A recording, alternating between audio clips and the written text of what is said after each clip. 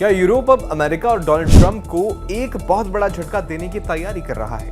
दुनिया के सबसे महत्वपूर्ण तेल रास्ते को लेकर एक ऐसी खिचड़ी पक रही है जिसमें अमेरिका को बिल्कुल बाहर कर दिया गया है। आखिर ऐसा क्या हुआ कि यूरोप ने ट्रंप को ठेंगा दिखाने का फैसला कर लिया है? चलिए इस वीडियो में जानते हैं।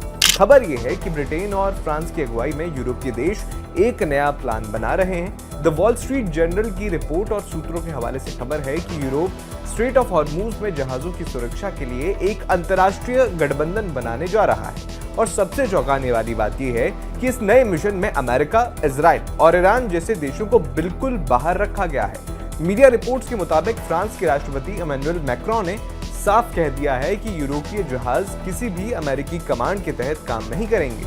ये मिशन पूरी तरह से डिफेंसिव यानी रक्षात्मक होगा।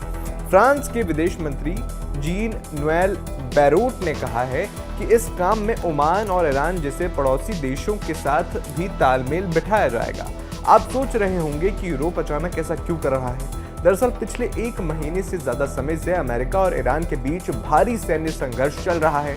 इस लड़ाई ने अमेरिका और यूरोप के पुराने ट्रांस अटलांटिक रिश्तों में एक बड़ी दरार डाल दी है। मीडिया रिपोर्ट बताती हैं कि यूरोप को अब डोनाल्ड ट्रंप के फैसलों पर पूरा भरोसा नहीं रहा है। यूरोपियन देशों को लगता है कि अमेरिका के सीधे तौर पर जुड़े रहने से तनाव और भड़क सकता है। इसलिए जैसे ही ये लड़ाई थमेगी, यूरोप अपनी समुद्री सुरक्षा की कमान खुद संभालेगा।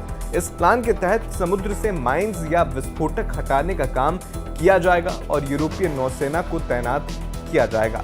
ये एक बहुत बड़ा बदलाव है क्योंकि अब तक दुनिया भर में समुद्री रास्तों की सुरक्षा की गारंटी अमेरिका ही देता आया है, लेकिन अब यूरोप कह रहा है कि हमें डोनाल्ड ट्रंप के अमेरिकी सेना की जरूरत नहीं है। स्ट्रेट ऑफ हॉर्मूज की बात करें तो यह फारस की खाड़ी और ओमान की खाड़ी के बीच मौजूद एक बेहद संकरा समुद्री रास्ता है।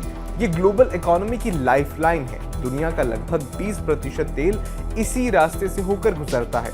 यहाँ हल्की सी भी हलचल दुनिया भर में पेट्रोल और डीजल के दाम आसमान पर पहुंचा सकती है। इस रास्ते से भारत जैसे बड़े देशों को भी अपना कच्चा तेल मिलता है।